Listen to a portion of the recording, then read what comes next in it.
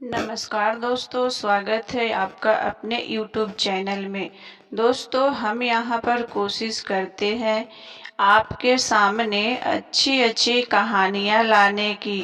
कहानियाँ जो आप पढ़ना चाहते हैं, इसके लिए हम बहुत मेहनत करते हैं। आप हमें सपोर्ट करिए और हम इसी तरह से आपका मनोरंजन करते रहेंगे। और आपको किस टाइप की कहानी पसंद है, हमें कमेंट करके ज़रूर बताइएगा। धन्यवाद आपका यहाँ आने के लिए। दोस्तों, हमारी ये स्टोरी अच्छी लगे तो प्लीज़ लाइक कर दीजिएगा और पूरा ज़रूर सुनिएगा। मेरा नाम जया है, मेरी बहन का नाम विजया है। हम दोनों जुड़वा है, वो मुझे 2 मिनट बड़ी है। हम दोनों बहनों में बड़ा प्यार है। हम दोनों ने सोचा था कि हमारी शादी एक ही घर में हो और एक साथ हो, और नसीब से ऐसा ही हुआ। हम दोनों की शादी एक ही परिवार में हुई।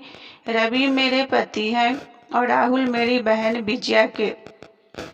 रवि और राहुल दोनों चचेरे भाई हैं, पर परिवार में एक साथ ही सब रहता है। पास के घर में ही विजया रहती है। हमारे मिलने में अब कोई प्रॉब्लम नहीं थी। राहुल और रवि हमारे पतियों में भी अच्छी बॉन्डिंग है। घर सिर्फ दीवारों से अलग है। ऐसे हम कहीं भी खाना खाते हैं और कहीं भी रहते थे। हम दोनों बहनों को भी यह बहुत अच्छा लगा कि चलो, कोई बंदिश नहीं है। शादी के साथ होने के साथ अब हम दोनों एक साथ ही प्रेग्नेंट भी हो गई। लेकिन सच बताऊं तो यह हमने नहीं सोचा था। यह सब हो गया। हम दोनों को डिलीवरी डेट भी एक ही दिन है। ससुराल और मेरे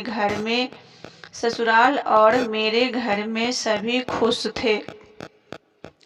हम दोनों बहनें एक साथ ही अपने घर गई और एक और संयोग हुआ कि हम एक साथ ही अस्पताल भी गए डिलीवरी के लिए।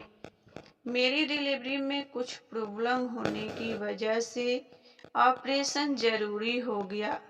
कुछ समय के लिए तो होश में रही, लेकिन बाद में मुझे याद नहीं।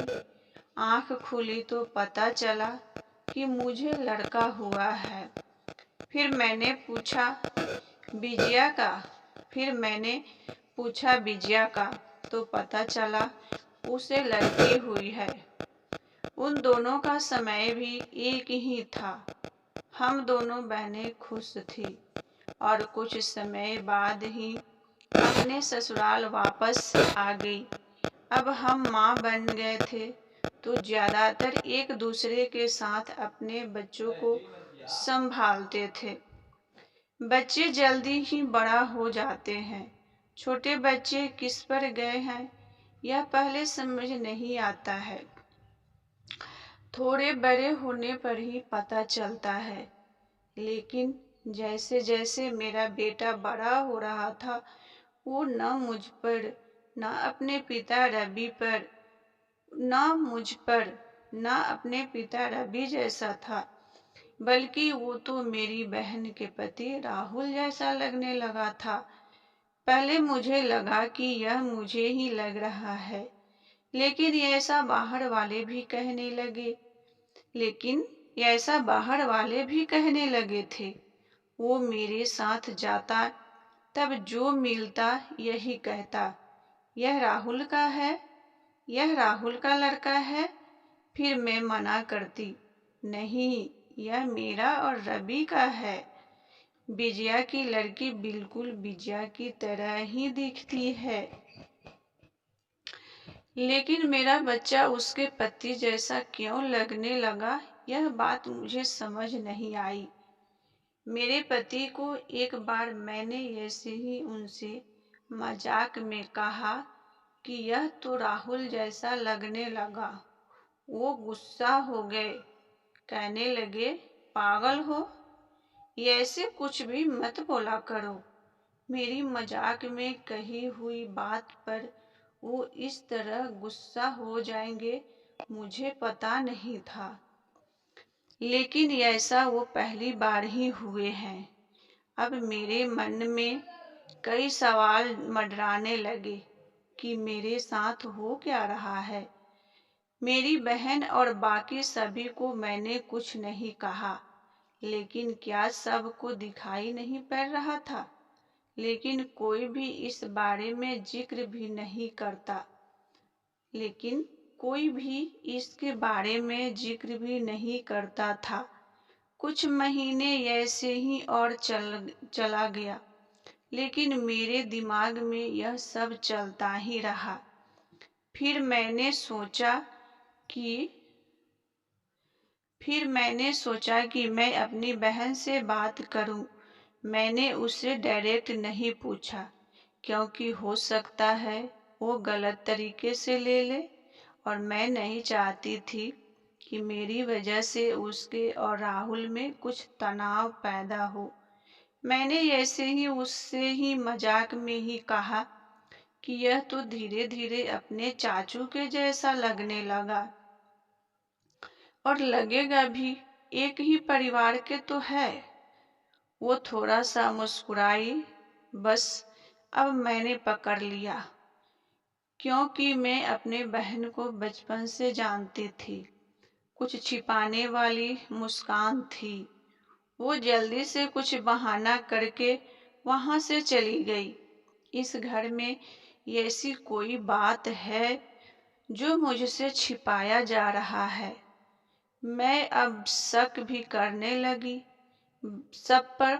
मैं अब शक भी करने लगी सब पर, अपने पति पर, बहन पर, उसके पति राहुल पर। मैं कुछ बहाना करके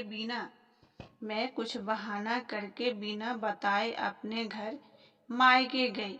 विजया को नहीं बताया। मेरी माँ से जाकर मैंने कहा कि मुझे पता नहीं क्या हो रहा है, मैं पागल हो गई हूँ, कुछ भी उल्टा सीधा सोच रही हूँ। थोड़े दिन यहाँ रहती हूँ, शायद दिमाग शांत हो जाए। मैं थोड़े दिन वहाँ रुकना चाहती थी, लेकिन 2 दिन में ही वापस आ गई जवाब के साथ। लेकिन 2 दिन में ही वापस आ गई मैं जवाब के साथ। इस दौरान भी मेरी बहन का फोन आता रहा माँ के पास। शायद कह रही होगी कि जया को कुछ बता मत देना, जया को कुछ बता मत देना। लेकिन मेरी माँ ने मुझे बता दिया। उन्होंने कहा कि शायद अब समय आ गया है कि तू जान ले, नहीं तो तू कुछ उल्टा सीधा सोचने लगेगी। मैं अपने ससुराल गई। मेरे पति जाते ही बोले कि यह क्या तरीका है, ऐसे भी कोई बिना बताए जाता है क्या? मैंने उनसे कहा चलो। उन्हें मैं विजया के यहाँ ले गई। उसका पति राहुल भी वहीं था। मुझे और रवि को देखकर थोड़े आश्चर्य हुआ, उनको और विजया को। विजया बोलती है, आ जाया, क्या लाई है माँ के यहाँ से, बिन बताए चली गई। मैंने बोला, तुमने भी तो छिपाया कि तेरे घर में जुड़वा बच्चे थे। वो सुनकर मेरी ओर देखने लगी। मैंने जाकर उसे गले लगा लिया। यह मेरी बहन है, जिसने अपना एक बच्चा मेरी गोद में दे दिया। वो बोली, यह मेरी बहन है, जिसने अपना एक बच्चा मेरे गोद में दे दिया। तो दोस्तों, बहन हो तो ऐसी।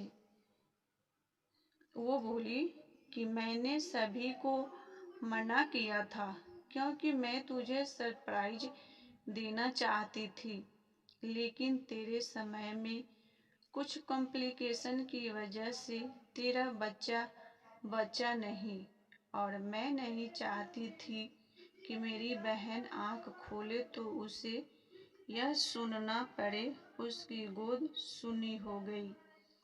और वैसे भी यह मेरे पास रहे या तेरे पास रहे, क्या फर्क पड़ता है?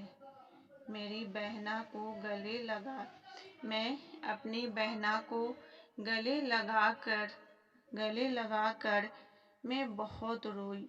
उसकी जगह